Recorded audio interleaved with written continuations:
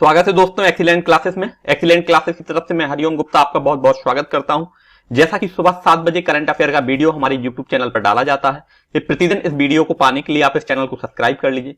साथ ही साथ सुबह 7 बजे इस चैनल का नोटिफिकेशन पाने के लिए आप बेल आइकन दबा लीजिए। साथ ही साथ इसका पीडीएफ पाने के लिए आप हमारा व्हाट्सएप ग्रुप ज्वाइन कर सकते हैं। तो आइए चलते हैं करंट अफेयर के पहले क्वेश्चन पर। वैज्ञानिकों को हाल में ही शुक्र ग्रह को कहा जाता है वीनस पर एलियन लाइफ होने का संकेत किस गैस की वजह से मिला है? तो हाल में ही नासा के वैज्ञानिकों को एक गैस मिली है वीनस के वायुमंडल पर। तो सबसे पहले आपको मैं ले चलता हूं वायुमंडल पर। यह है वीनस ग्रह का वायुमंडल। आपको मैं बता दूं कि वीनस ग्रह चमकता हुआ तारा कहलाता है। चमकता हुआ तारा ऐसे क्यों कहते हैं? क्योंकि इसमें ग्रीन हाउस गैसेस बहुत ज्यादा है, जिसे कहते हैं हरित ग्रह प्रभाव, ग्रीन हाउस इफेक्ट। आपको मैं सब कुछ डिटेल्स में बताऊंगा कि होता क्या है और ये सबसे ज्यादा चमकता हुआ ग्रह क्यों है।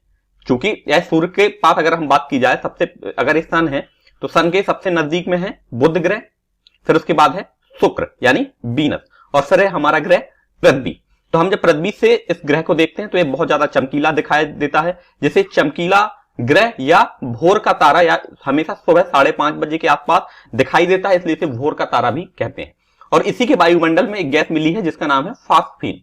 फास्फीन से जीवन का संकेत कैसे मिल गया है? तो नासा के वैज्ञानिकों ने हाल में ही यहां पर देखा है कि फास्फीन गैस इसके वायुमंडल में अवेलेबल है।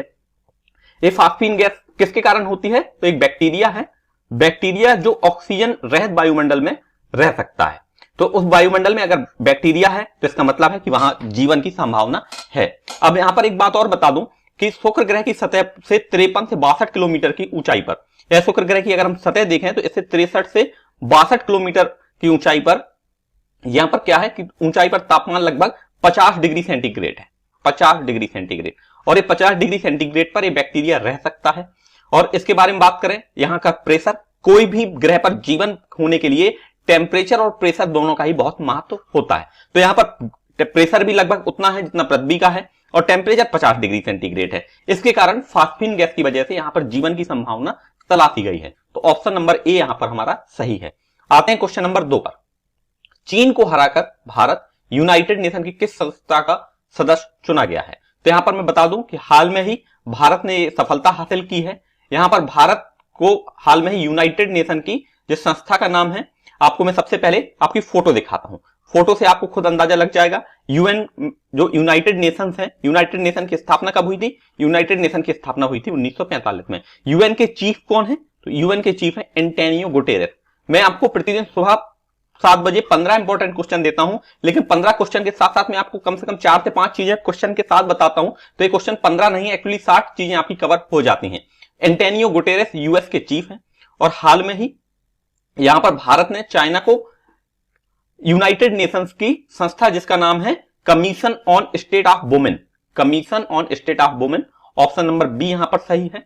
अब यहां पर मैं बता दूं कि भारत और चीन का गतिरोध अभी भी सीमा पर खत्म नहीं हुआ है। अभी हम सबसे पहले देखा था कि ब्लैक टॉप पर, ब्लैक टॉप कहां पर है? सियाचिन में। ब्लैक टॉप पर भारतीय सेना ने चाइनीज कैमरे तोड़ दिए थे। कैमरे क्यों लगाए थे चाइना ने?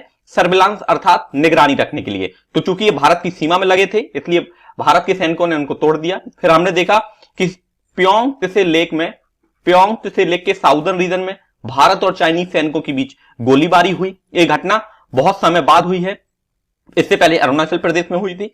इसके बाद हमने देखा कि हाल में ही इंडिया और चाइना के विदेश मंत्री रसिया में मिले। रसिया में उनके 5 पॉइंट्स पर, 5 बिंदुओं पर सहमति बनी। लेकिन नेक्स्ट डे ही वहां की मीडिया ने कहा कि भारत युद्ध चाहता है, तो यह भी किसी प्रकार की समिट को सफलता नहीं दिखाता है। अब यहां पर चौथा घटनाक्रम हम देखें, यूएन में इंडिया ने चाइना को वुमेन ऑफ कमीशन स्टेट नामक संस्था में हरा दिया है और इसका सदस्य भारत चुन लिया गया है। तो इसका राइट आंसर है ऑप्शन नंबर बी। आते हैं नेक्स्ट क्वेश्चन पर। अंतरराष्ट्रीय लोकतंत्र दिवस, इंटरनेशनल डे फॉर डेमोक्रेसी, कब मनाया जाता है? तो इसके बारे में आपको डिटेल से बता दूं कि सबसे पहले आप इसकी फोटो देखिए। फोटो से विजुलाइज करना आपके लिए बहुत जरूरी है। जब आप फोटो के साथ देखते हैं, देखिए फोटो में ही इसका राइट आंसर है 15 सितंबर। 15 सितंबर को अंतरराष्ट्रीय डेमोक्रेसी डे मनाया जाता है। डेमोक्रेसी से क्या मतलब है? लोकतंत्र, जिसको हम हिंदी में कहते हैं। लोकतंत्र का मतलब होता है जनता का शासन। जनता का शासन पहले क्या हुआ करता था? पहले होती थी राजशाही, राजा होता था, राजशाही होती थी। अब इसके बाद अब जनता का शासन है। जनता जिसको अपना राजा, जिसको अपना लीडर बनाना चाहेगी उसको वहां पर इलेक्ट करती है। और हम बात करें 2007 में यूएन ने इस डे को मनाने की घोषणा की थी। संयुक्त राष्ट्र महासभा के लोकतंत्र की शुरुआत हुई। तो सबसे पहले इंटरनेशनल डे फॉर डेमोक्रेसी कब मनाया गया? तो ये मनाया गया 2007 में। इसके बारे में आपको बात करें, शांतिपूर्ण तरीके से अपना विरोध आप दर्ज कर सकते हैं। आपको मैं सबसे पहले अभी बता दूं कि 5 साल संविदा वाला अभी जो रूल आया है, इसमें बहुत से विद्यार्थी जो बहुत समय से सरकारी नौकरी की तैयारी कर रहे थे, वो बिल्कुल भी खुश नहीं है। तो डेमोक्रेसी की ही पावर है कि हम सरकार के खिलाफ अपनी आवाज बुलंद कर सकते हैं। और लोकतंत्र की एक वह कड़ी है जिसकी वजह से विविधता के बाद भी हमारा देश भारत एकता में जुड़ा हुआ है। तो ऑप्शन नंबर सी यहां पर सही है, 15 सितंबर। आते हैं नेक्स्ट क्वेश्चन पर। नेक्स्ट क्वेश्चन है हमारा, विश्व बैंक का कार्यकारी निदेशक एग्जीक्यूटिव डायरेक्टर किसे बनाया गया है? तो सबसे पहले आप फोटो देखिए, ये महाशय हैं जिनको वर्ल्ड बैंक का हाल में ही एग्जीक्यूटिव डायरेक्टर बनाया गया है। तो इस पर राइट आंसर क्या है हमारा? इनका राइट आंसर है राजेश खुल्हर। राइट आंसर है इनका ऑप्शन नंबर डी। इनके बारे में बता दूं कि इसकी नियुक्ति की घोषणा किसने की? तो इसको मंजूरी दी ACC, अर्थात यहां पर मंत्रिमंडल की नियुक्ति समिति, committee of chairman of appointing, यहां पर बात की जा रही। खुल्लर कहां से हैं? तो खुल्लर हरियाणा कैडर के 1988 बैच के IAS अधिकारी हैं। 1988 में IAS हरियाणा कैडर के अधिकारी हैं और इनको हाल में ही एक एग्जीक्यूटिव डायरेक्टर के रूप में विश्व बैंक का नियुक्त किया गया है। तो ऑप्शन नंबर डी यहां पर हमारा सही है। आते हैं क्वेश्चन नंबर 5 पर। एशियन डेवलपमेंट बैंक, जैसे हम शॉर्ट में बोलते हैं ABD, ने भारत के कंट्री डायरेक्टर के तौर पर किसे नियुक्त किया है? तो यहां पर हम बात कर रहे हैं एशियन डेवलपमेंट बैंक की। तो यहां पर ए महाशय हैं। आप फोटो जरूर देखा करें, फोटो के साथ आप चीजें विजुलाइज करें, ताकि आपको जब कभी भी इनकी फोटो देखेंगे न्यूज़पेपर में या कहीं भी आप इनको स्टडी करेंगे तो आप इनका चेहरा याद रखेंगे। जब हम चीजें देखते हैं और सुनते हैं तो चीजें ज्यादा समय तक याद रहती हैं। इसलिए मेरी कोशिश रहती है कि आपको हर क्वेश्चन के साथ ऐसा डेटा दूं ताकि आपको क्वेश्चन अधिक समय तक याद रहे। तो यहां पर राइट आंसर है Takeo Konishi. Takeo Konishi is appointed as the new director of Asian Development Bank. तो ऑप्शन नंबर सी यहां पर सही है। और इसकी घोषणा कब हुई? तो इसकी घोषणा हुई 14 सितंबर 2020 को। अब आपको मैं डिटेल से बता दूं, ABD अर्थात एशियन डेवलपमेंट का मुख्यालय कहां है? तो इसका हेडक्वार्टर है डियर एस्पायरेंट फिलीपींस में। और यहां पर इसके प्रेसिडेंट कौन है? इसके प्रेसिडेंट हैं मासाकी आशिकावा। और इसके जो वाइस प्रेसिडेंट हैं वह है अशोक लवासा। ये अभी हाल में ही अपॉइंट किए गए हैं। Ashok Lavasa is the vice president of ABD और इसके प्रेसिडेंट हैं अशकावा।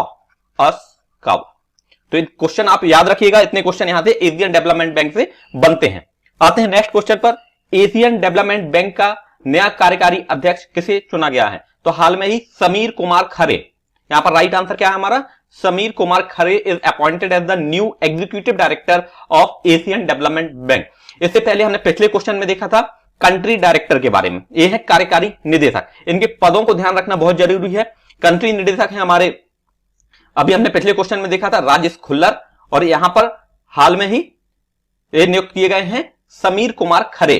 आप सबसे पहले इनकी फोटो देखिए। Sameer Kumar Khare is appointed as the new executive director of Asian Development Bank. आपको मैं बता दूं कि एक व्यक्ति जो महान भाव है ACC ने इसकी घोषणा की। ACC के बारे में हम देखा हाल में ही। और इसके ये कौन है? तो ये 1989 बैच के IAS अधिकारी हैं। और ये किस कैडर से हैं? ये असम कैडर से हैं।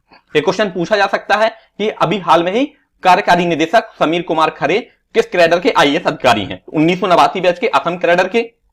उन्होंने 3 वर्ष के कार्यकाल में पद के प्रभारी के रूप में यह कार्य किया। इससे पहले वो Afghanistan, Bangladesh, Bhutan, Philippines, Republic Tajikistan, Bharat का प्रतिनिधित्व के साथ उन्होंने कार्य किया है। तो आते हैं नेक्स्ट क्वेश्चन पर। अभियंता दिवस, इंजीनियर्स डे कब मनाया जाता है? आइए मैं आपको डिटेल्स में बताता हूं। सबसे पहले आप इंजीनियर्स डे की फोटो देखिए, और ये हमारे महान भाव हैं जिनके उपलक्ष्य में यह मनाया जाता है। यहां पर राइट आंसर है ऑप्शन नंबर सी, 15 सितंबर। इसी दिन दुनिया के महान अभियंता और भारत रत्न मोक्षगुंडम विश्वेश्वरैया, इनकी जन्म दिवस के दिन पर इंजीनियर डे मनाया जाता है। इनका जन्म कब हुआ था? इनका जन्म हुआ था 15 सितंबर 1861 में। कहां पर हुआ था? तो यह हुआ था मैसूर में। मैसूर कहां है? कर्नाटक में। कर्नाटक। हमने देखा था आंग्ल मैसूर युद्ध भी हुए थे। पहले युद्ध में अगर हम हिस्ट्री की थोड़ी सी बात करें आंग्ल मैसूर युद्ध के बारे में, तो पहले युद्ध में हैदर ने अंग्रेजों को हरा दिया था उसके बाद दूसरे में हैदर हारा और तीसरे में टीपू सुल्तान मारा गया। तो यहां पर हमने देखा कि इंजीनियर्स डे भारत के ऐसे इंजीनियर्स के लिए है जो आधुनिक भारत की रचना और देश को नया रूप दे रहे हैं। और किससे हमें मोटिवेशन मिलता है? तो मोक्षगुंडम विश्वेश्वरैया से हमें इस मोटिवेशन मिलता है। राइट आंसर है यहां पर ऑप्शन नंबर सी। आते हैं नेक्स्ट क्वेश्चन पर। आईपीएल 2020 में खेलने वाला पहला अमेरिकी खिलाड़ी कौन होगा? तो आपको सबसे पहले मैं उनकी फोटो दिखाता हूं। ये रहे वो खिलाड़ी जो पहली बार आईपीएल में खेलेंगे, जो अमेरिकन प्लेयर है। तो इनका राइट आंसर है अली खान। और यहां पर हमने कल भी एक क्वेश्चन देखा था कि हाल में ही जो हमारे श्रीसंत हैं, श्रीसंत पर बैन लग गया था। राजस्थान रॉयल के खिलाड़ी हैं, उन पर स्पॉट फिक्सिंग की वजह से दिल्ली के कोर्ट ने, पटियाला हाउस ने उन पर बैन लगाया था, जो हाल में ही खत्म होने जा रहा है। और आईपीएल इस बार कहां होंगे? तो आईपीएल इस बार होंगे यूएई में। और यहां पर मैं आपको डिटेल से बता दूं कि ये खिलाड़ी 29 साल के हैं। अली खान कोलकाता नाइट राइडर की तरफ से खेलेंगे और इनको हैरी गर्नी की जगह खिलाया जा रहा है। हैरी गर्नी को कंधे की चोट की लगने से वो नहीं खेल पा रहे हैं, इसलिए वह कोलकाता नाइट राइडर की तरफ से खेलेंगे। और यह यूएस की तरफ से भारत में खिलाड़ी पहले हैं जो इस टीम में शामिल हुए। तो आते हैं क्वेश्चन नंबर 9 पर। My life in design. My life in design पुस्तक के लेखक का नाम हमें बताना है। तो यह पुस्तक, सबसे पहले आप उनकी फोटो देखिए, यह रही फोटो। ये है गौरी खान। गौरी खान जो इंटीरियर डिजाइनर और बॉलीवुड सुपरस्टार शाहरुख खान की पत्नी है। और इनने हाल में एक पुस्तक लिखी है माई लाइफ इन डिजाइन। तो यहां पर ऑप्शन नंबर सी यहां पर सही है। ये बॉलीवुड में अभी हाल में आप देख रहे होंगे कंगना रनौत का इशू चल रहा है। कंगना रनौत का ऑफिस शिवसेना की तरफ से तोड़ दिया गया है, बीएमसी की तरफ से तोड़ दिया गया है। और पेंगुइन रेडम्स हाउस ने 15 सितंबर को बताया कि गौरी की पुस्तक एक डिजाइनर के तौर पर अपने सफर के बारे में उन्होंने अपनी आत्मकथा लिखी है। तो एक पुस्तक लिखने वाली Gauri Khan my life in design इन्होंने लिखी है हाल में ही। यह पुस्तक 2021 में पेंगुइन के इब्री प्रेस प्रिंट के तहत सभी को दी जाएगी। तो ऑप्शन नंबर सी यहां पर सही है। आते हैं क्वेश्चन नंबर 10 पर। केंद्रीय कैबिनेट ने हाल में किस राज्य में एम्स बनाने को मंजूरी दे दी है? तो आपको सबसे पहले मैं आपको फोटो दिखाता हूं। एम्स हाल में ही दरभंगा के एयरपोर्ट के बाद अब एम्स अस्पताल भी बिहार को दिया गया है। तो राइट आंसर है यहां पर ऑप्शन नंबर ए बिहार। आपको बता दें बिहार विधानसभा चुनाव होने वाला है, इसीलिए सुशांत सिंह राजपूत वाला केस इतना ज्यादा हाईलाइटेड हुआ। इस पे बिहार विधानसभा चुनाव का भी प्रभाव देखा जा रहा है। बिहार के दरभंगा को केंद्रीय कैबिनेट में एम्स खोलने की मंजूरी मिल गई है। तो एम्स कहां खोला जाएगा? दरभंगा में। आपको मैं डिटेल से बता दूं इस एम्स की क्षमता कितनी होगी। तो इसमें एम्स की क्षमता होगी 750 बेड की। कोरोना महामारी के कारण आपने हाल में ही देखा होगा कि बहुत से लोग बीमारी के कारण ही नहीं, यहां पर उनको आवश्यक स्वास्थ्य सेवाएं न मिलने के कारण उनकी मृत्यु हो जाती है। एम्स को कितनी करोड़ की लागत से बनाया जाएगा? तो यह बनाया जाएगा 1264 करोड़ की लागत से। तो ऑप्शन नंबर ए यहां पर हमारा सही है। आते हैं नेक्स्ट क्वेश्चन पर। यह है हमारा आज का लकी क्वेश्चन, जिसका राइट आंसर आपको कमेंट सेक्शन में देना है। यूएस ओपन टेनिस खिताब 2020 वुमेन सिंगल किस खिलाड़ी ने अपने नाम किया है? तो कल हमने इनकी फोटो देखी थी, आपको इनका नाम भली भांति पता होगा। ये वीडियो के कल के वीडियो में हमने क्वेश्चन डिस्कस किया था। यदि आपने कल का क्वेश्चन नहीं देखा है, कल का वीडियो नहीं देखा है, तो आप जाकर देख सकते हैं। यह है वुमेन सिंगल की विनर। तो आपको इनका नाम कमेंट सेक्शन में बताना है। Who is the winner of US tennis open women single. आते हैं नेक्स्ट क्वेश्चन पर। वह कौन सा देश है जिसने दूसरी बार देशव्यापी लॉकडाउन लगाया है? तो यहां पर हम बात कर रहे हैं, सबसे पहले आप इमेज देखिए। इस इमेज में आप देख पा रहे होंगे हम किस देश की बात कर रहे हैं। तो हम बात कर रहे हैं इजराइल के बारे में। तो यहां पर राइट आंसर है ऑप्शन नंबर सी। इजराइल ने दूसरी बार देशव्यापी लॉकडाउन किस लिए लगाया है? कोरोना महामारी के कारण। आपको मैं सबसे पहले बता दूं कि भारत की साइबर सुरक्षा में मदद करने के लिए इजराइल आगे आया था। साइबर अटैक जिस तरह से चाइना भारत के ऊपर प्लान कर रहा है, इसलिए मोसाद नामक कंपनी ने यहां पर भारत की हेल्प के लिए मोसाद कंपनी ने इजराइल का हेल्प से भारत ये डेवलप करेगा। तो यहां पर कोरोना महामारी की दूसरी लहर आने के लिए यहां पर इजराइल ने देशव्यापी लॉकडाउन लगाया है। तो ऑप्शन नंबर सी यहां पर हमारा सही है। आते हैं नेक्स्ट क्वेश्चन पर।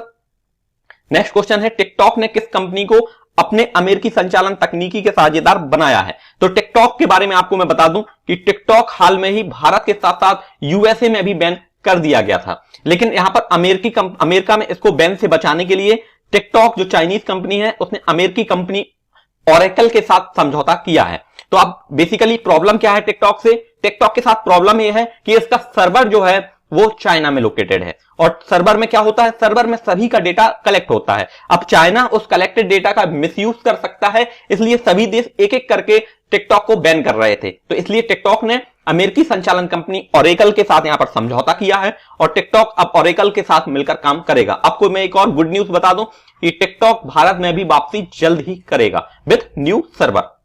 यहां पर रिलायंस इंडस्ट्री के साथ टिकटॉक की बात चल रही है, जैसे ही वो डील फाइनल होती है तो टिकटॉक भारत में फिर से लॉन्च कर दिया जाएगा। आते हैं नेक्स्ट क्वेश्चन पर। हाल में ही समुद्री संचार सेवाओं का शुभारंभ किसने किया है?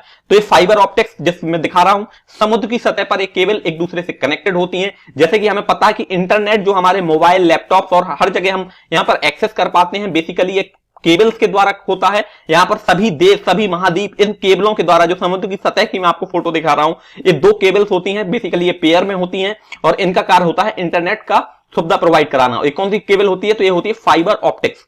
Fibre optics. तो यहां पर राइट आंसर आपको कमेंट सेक्शन में देना है। समुद्री संचार सेवा किसने शुरू किया है? ये क्वेश्चन हमने कल के वीडियो में डिस्कस किया था। यदि आपको राइट आंसर नहीं पता है तो आप कल के वीडियो को देख सकते हैं। और जो लोग यहां पर कंटिन्यू नोट्स बना रहे हैं तो उनको ये क्वेश्चन बहुत ही आसानी से पता होगा। आते हैं हमारे नेक्स्ट क्वेश्चन पर। अमेरिका ने हिंद महासागर और शांति सुरक्षा बनाए रखने के लिए किस देश के साथ समझौता किया है? तो यहां पर हम बात कर रहे हैं भारत ने हिंद महासागर में, हिंद महासागर कहां है? भारत के दक्षिण में लोकेटेड है। हिंद महासागर में हाल में ही भारत ने अमेरिका और हिंद महासागर शांति सुरक्षा बनाए रखने के लिए किस देश के साथ यहां पर हाल में ही समझौता किया है? तो यहां पर राइट आंसर है मालदीव। मालदीव क्या है? बेसिकली अमेरिका ने अपना जो सबसे बड़ा नेवल, यहां पर सबसे बड़ा नेवी का जो जहाज है वह हिंद महासागर में लगा रखा है, क्योंकि अभी हाल में ही चाइना जिस तरह से पूरे विश्व की इकोनॉमी को बर्बाद कर दिया है कोरोना महामारी के कारण, अब चाइना से सभी देश एक एक करके विरोध में आ गए हैं। इसीलिए अमेरिका ने अपना सबसे बड़ा नेवल जहाज हिंद महासागर में अब लोकेटेड है, उनका लगा रखा है और मालदीव के साथ ये हाल में ही समझौता किया गया है। तो इसका राइट आंसर है ऑप्शन नंबर सी। ये था आज का हमारा करंट अफेयर का वीडियो। आशा करता हूं आपको पसंद आया होगा। तो एक लाइक जरूर किया करें जिससे मोटिवेशन मिलता है और अपने दोस्तों को शेयर जरूर करिए। Thank you for watching.